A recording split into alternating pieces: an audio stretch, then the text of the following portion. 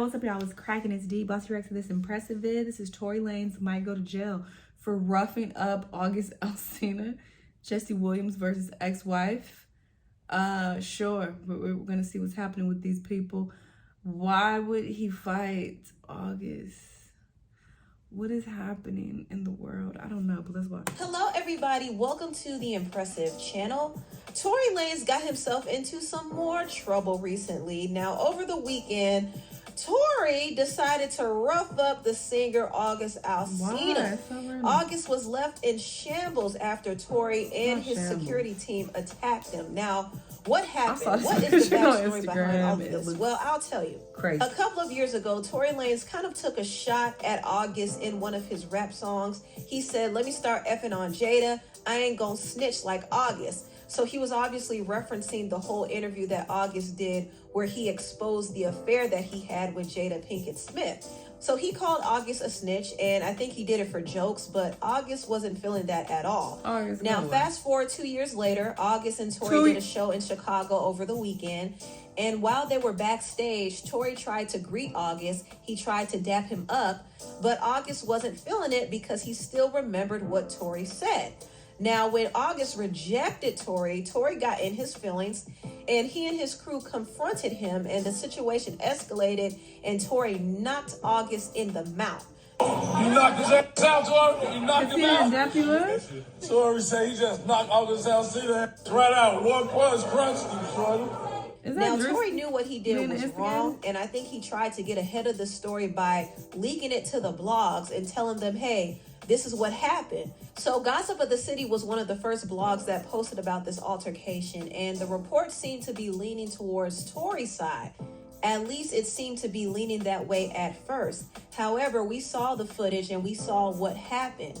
August did not instigate anything. Tory was clearly the aggressor, and August did describe what happened when Tory ran up on him. He actually posted pictures of his bruises, and he said this in one of his captions: "As I'm exiting the building after the show last night, a 4'11" size leprechaun ran down on me with 8 oversized security guards, whom I greeted each individually upon their walk up as they tried to press me. Whole time, I'm one deep. No security."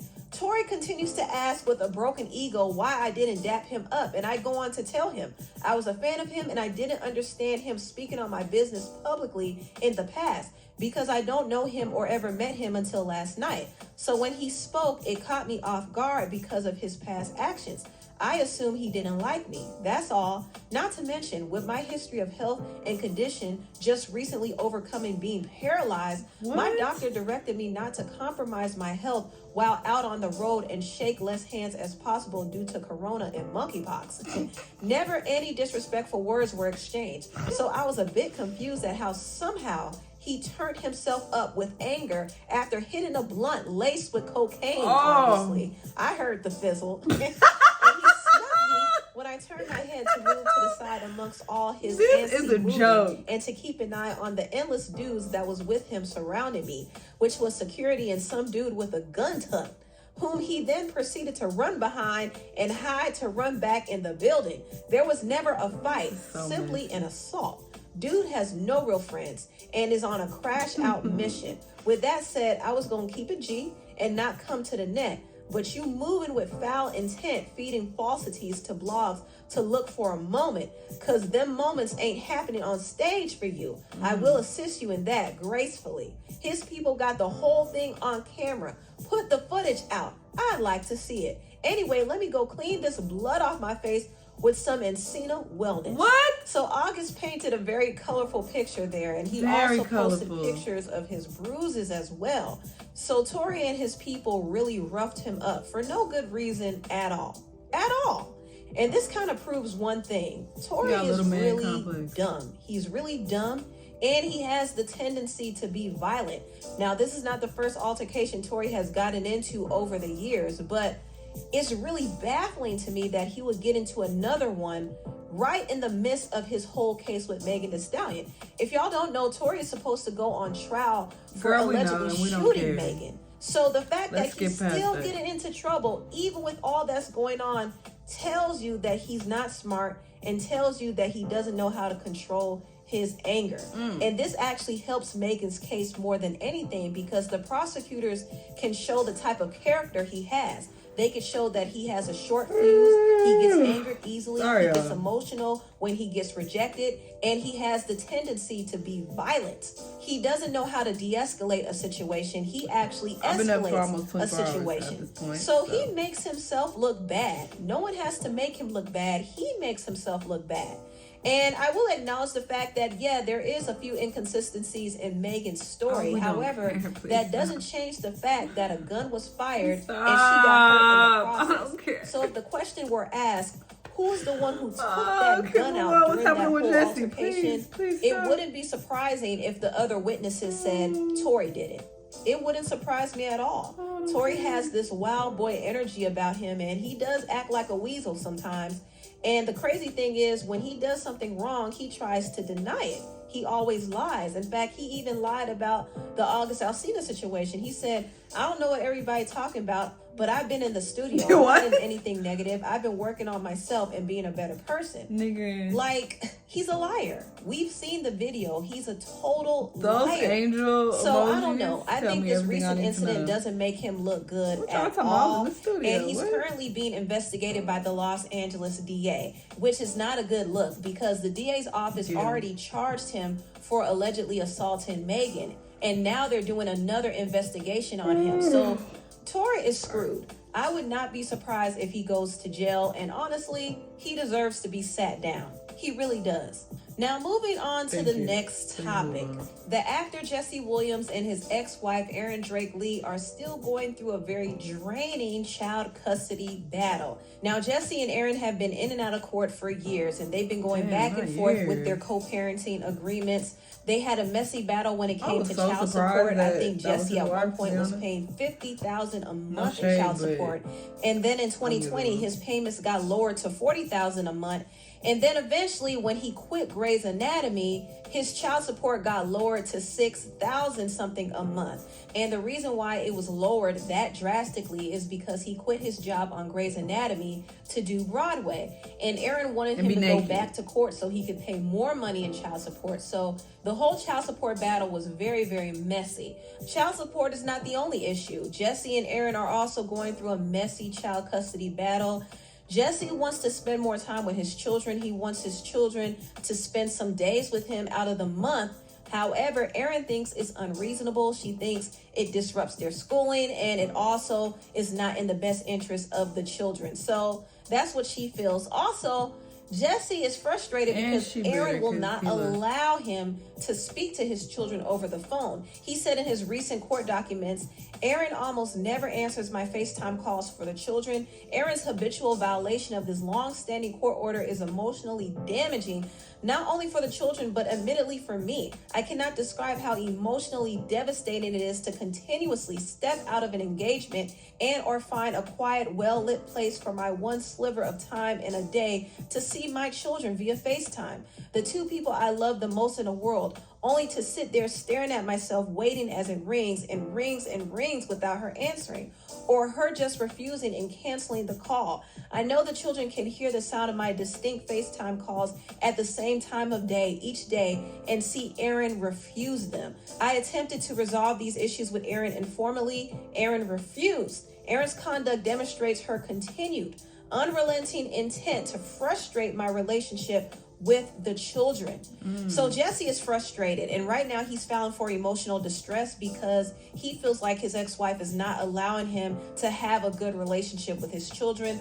And also Erin is filing for emotional distress because she feels like she's being bullied and harassed by Jesse's legal team. And she has an issue with Jesse's schedule because she feels like his schedule is not stable enough for the children. I think she has an issue with Jesse wanting to see the children whenever he gets time, and it might not always be convenient for her and the children. So she does have an issue with it. So as you can see, this whole child custody battle between Jesse and Erin is very draining. And if I'm being honest, I think both of them are the problem. I really do. I think Jesse moving across the country makes it difficult for him to see his children on a daily basis. And that's something he probably should have considered before taking that job on Broadway. But something tells me he did make that move so he wouldn't have to pay Erin as much money in child support. I could be wrong about it, but that's what I feel.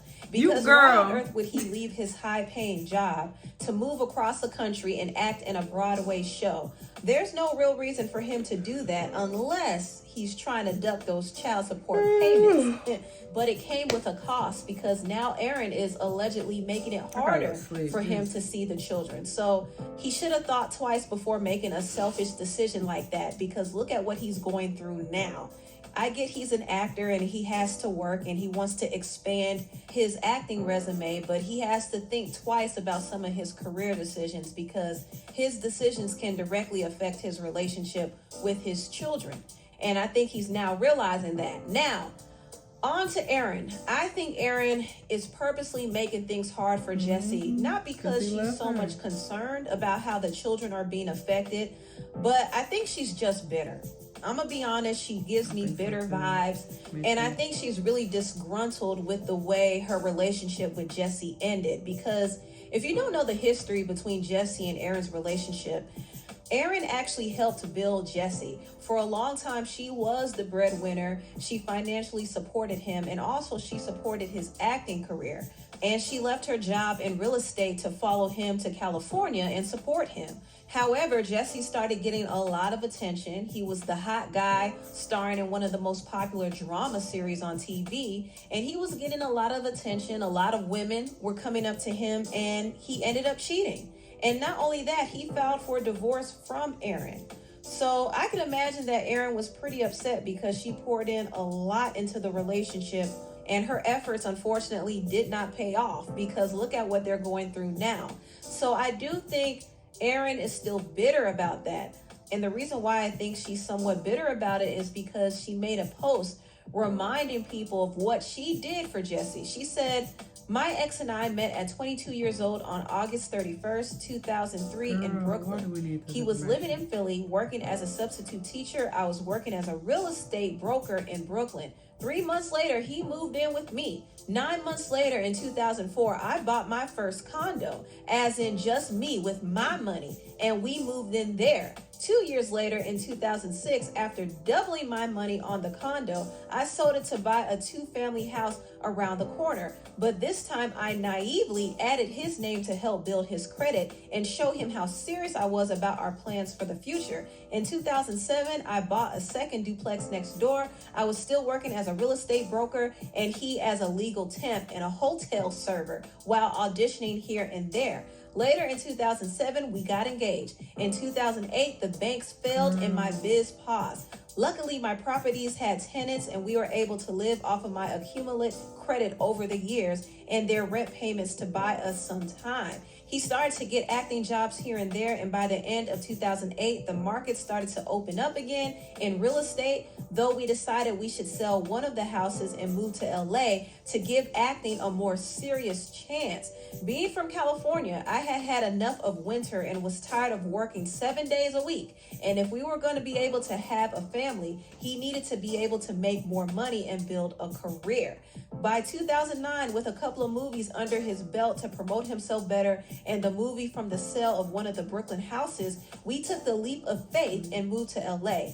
He went first to start building relationships, and I followed that fall. It felt like the stars aligning when just a couple of weeks later, after I landed in town, he booked a series regular job. Despite bringing many people onto the roster to help manage the new business, I was essentially our unofficial manager, negotiator, and business manager. Hashtag receipt season, hashtag some light cleanup, hashtag the truth. Okay, girl, matters. why does this matter? It don't Now, matter. this whole post kind of radiates bitterness. It does. I'm sorry I have to say it. And it shows that Aaron's problem with Jessie is not really just about the kids. It's really about how their relationship ended. And don't get me wrong, I understand why Aaron is mad. I understand because she did a lot for Jessie. Okay, she did. but it didn't work. Once Jessie got his acting career off the ground, he started bringing in the money, and he even married Aaron. So he didn't leave Aaron as soon as he made it. He stuck beside her. However, they did eventually drift apart because they both were just living different lifestyles. Aaron admitted that she hated Hollywood. In fact, On her podcast, Babies Are Trash, she said, Hollywood and I bump heads. It was never my value system, and it was never something that I was striving for. And it never felt insecure, comfortable for me because of how superficial it was. And then all that became abundantly clear when everybody went left.